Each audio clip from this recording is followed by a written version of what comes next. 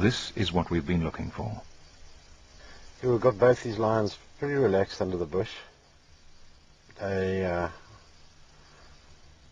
focused on me, definitely haven't gone to sleep. So what I'm going to do is sneak out this side of the car, keeping my body hidden behind the vehicle.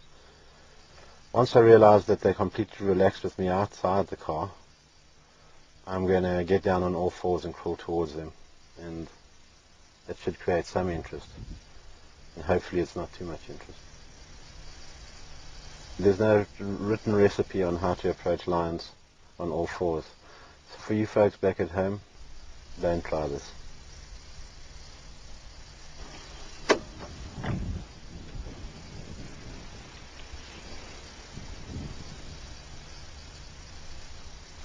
These lions are aware that we're out the car. One's staring continuously in my direction.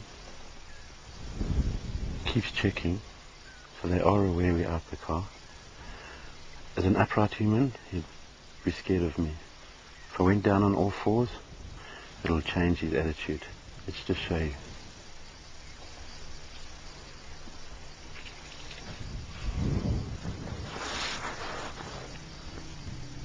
Okay, let's go.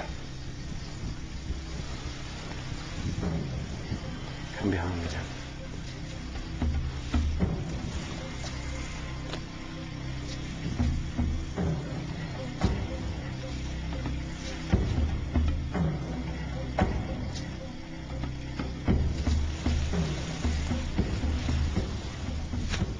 Straight towards him. I think he's going to probably scoot, so I'm going to crawl towards this bush in front of me.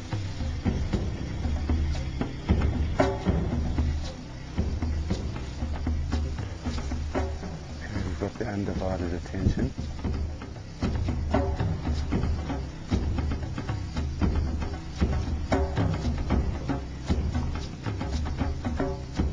Lions have individual character.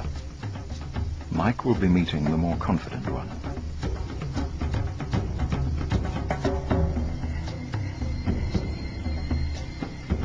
Mike carries no firearm, nor does anyone else in the group.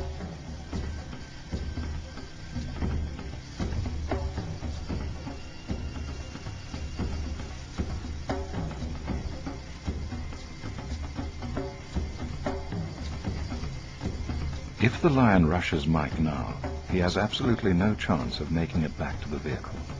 He's getting ready.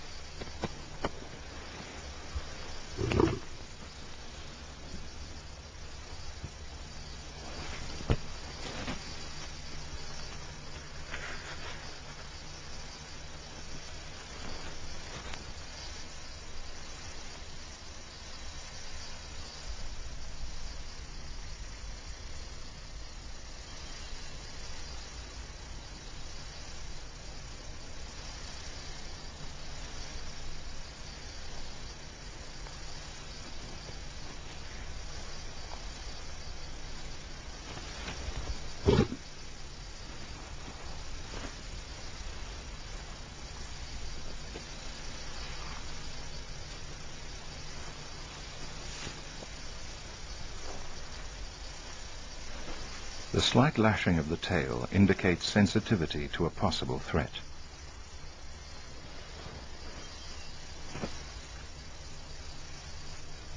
Mike has spoken of floating over the edge of the lion's comfort zone. Whether he can exit safely is another matter.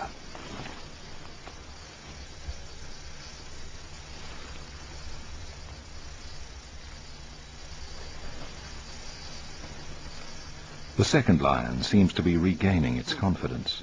If it joins the proceedings, Mike's situation will become doubly precarious.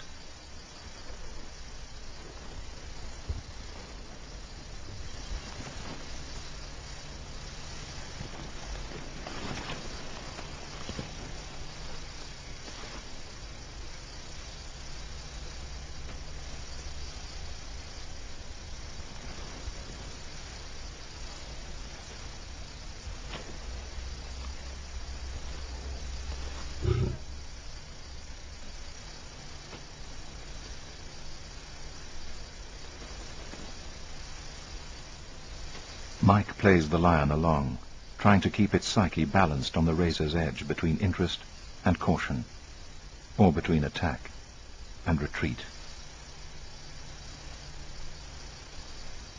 By looking away from Mike, the lion avoids a direct staring match, and at the same time shows its teeth in profile.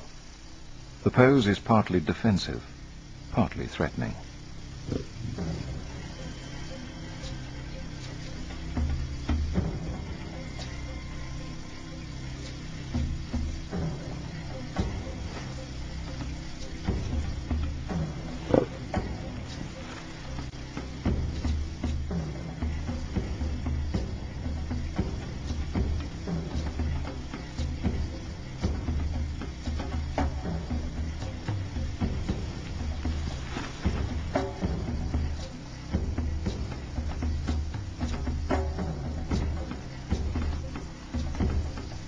Mike lies back in the grass. This is the least threatening, most submissive pose he can adopt. It also means that if the lion decides to attack, he will have no time to get to his feet.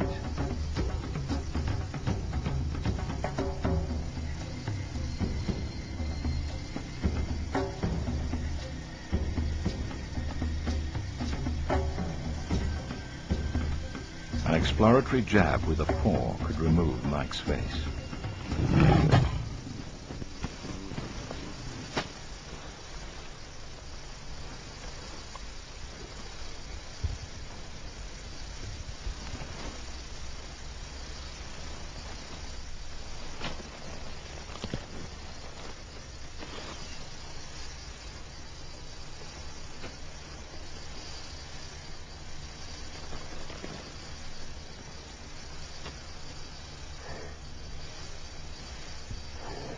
One of the things that you notice when you're really close to a lion and his mouth's open is the very black lip and his canines, which is obviously his weapons that should anything go wrong, that's what he's going to tear you apart with. So one thing that's very prominent is that black lip and that huge canine. I mean, the circumference of the bottom of that canine was about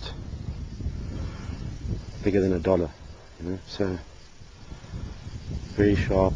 I could even see the saliva on his lips. And he got very interested in me at the end, came in very close, which probably made him a little more braver than, he was braver than I. I always backed off out of his circle so that I didn't become obvious a prey. You know, if something doesn't move and he comes in and he sniffs, and he likes what he smells, he's going to give you a cuff. And if that cuff knocks you out or injures you or draws blood, the whole process changes. The cogs go forward and that's what becomes a kill. So are lions man-eaters? This morning it didn't look like. He was very interested as a toy or a plaything, but I don't think he saw me as a food source. You can imagine that you can threaten the king of beasts with a toilet roll, and that's simply not to knock him out with or, you know, shed tears, but it's basically an object that if he comes right in and it looks as though he's going to have a go at me, I'm going to use this either to throw at him, to make contact with him, or to throw past him, which will distract him for a second. It'll catch his eye, and in that second, that's the second I need to get myself out of the predicament I've just got myself into. Would Mike be able to